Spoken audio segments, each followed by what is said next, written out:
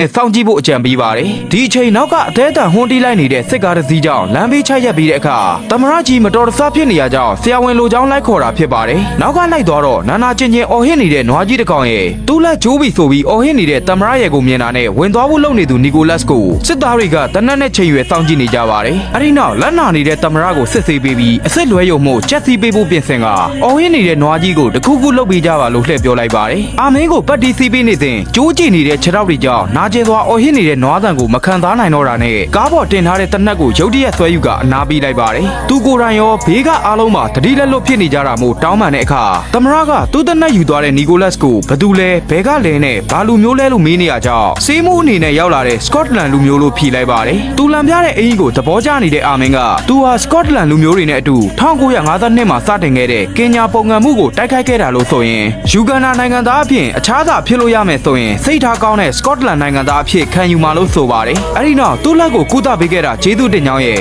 ဖြစ်နိုင်ရင်နီကိုလတ်ရဲ့အင်ကြီးကိုသူ့သားအတွက်ယူသွားပြရသည်ဆိုကစစ်ယူနီဖောင်းကြီးနဲ့လဲသွားပါတယ်။အိမ်ပြန်ရောက်လာတော့အဲဒီယူနီဖောင်းကြီးကိုကြည့်နေတဲ့ဆာရာကနေနွားကိုပြစ်တက်လိုက်တာမယုံနိုင်ဘူးလို့ပြောနေပါတယ်။အိပ်ပျော်နေတဲ့နီကိုလတ်ကိုအာမင်းရဲ့လူတွေရောက်နေရလို့လာနှိုးတာကြောင့်ထားကြည့်တော့ကျမ်းမာရေးဝန်ကြီးဂျိုနာဝါဆာဆိုသူကသမရအခေါ်လှုပ်လို့လိုက်ခဲ့ပါဆိုတာကြောင့်ဆာရာကိုနှုတ်ဆက်ပြီးလိုက်သွားပါတယ်။သမရကားပေါ်ခန့်ညားသွားလိုက်ပါစီးနှင်းလာသူနီကိုလတ်စာနေခံနင်းပြလူသားတွေကသူတို့သမရအမှတ်နဲ့လိုက်လံနှုတ်ဆက်နေတာမို့ပြန်လည်နှုတ်ဆက်ရင်ယူဂန်ဒါရဲ့မြို့တော်ကြီးထံရောက်သွားပါတယ်။ကျမ်းမာရေးဝန်ကြီးကသမရအိမ်တော်ကိုပြရင်သူ့အခန်းမှာခဏစောင့်ရန်ပြောနေစဉ်သမရရဲ့အထူးသီးသန့်ဆရာဝန်လို့အော်ကြီးဟစ်ကျဲပြောဝင်လာတဲ့အာမင်ကသူ့နားမှာထားကျင်တာဒီလိုစိတ်ထဲရှိသမျှပြောရဲဆိုရဲရှိသူပဲလို့ဆိုပါတယ်။ပြီးတော့သူကန်းလန်းနဲ့တမားတော်ယာရုကိုလက်ခံပြီးယူဂန်ဒါအတွက်တာဝန်ထမ်းဆောင်မလားလို့မေးပါတယ်။သူဟာတိမ်မိတ်ရက်ကိုအိမ်မက်ထဲမှာကြိုတိထားသူဖြစ်ပြီးကျမ်းမာတန်ဆွမ်းတဲ့ယောက်ျားတစ်ယောက်မို့နီကိုလတ်အတွက်မခက်ခဲသေးရပဲအနားမှာတက်တောင့်တက်တာနေပြီးုံပဲလို့ဆွဲနေပေမဲ့သူတာဝန်ထမ်းဆောင်မဲ့ရည်ရွယ်ချက်ကမိုဂန်မိုဆိုတဲ့ရွာလေးအတွက်လို့ရည်ရွယ်ကကမ်ဘာလာမြို့ကြီးရဲ့ကျမ်းမာရေးဝန်ဆောင်မှုအခွင့်အလမ်းဆိုတာကြီးကိုပါညှင်းဆန်လိုက်ပါတယ်။သဘောပေါက်လွယ်တဲ့သမရကတော့မိုဂန်မိုရွာမှာကြံနေခဲ့တဲ့အိမ်အောင်ရှိအမျိုးသမီးဆာရာကြောင့်ဆိုတာရိပ်မိသွားပေမဲ့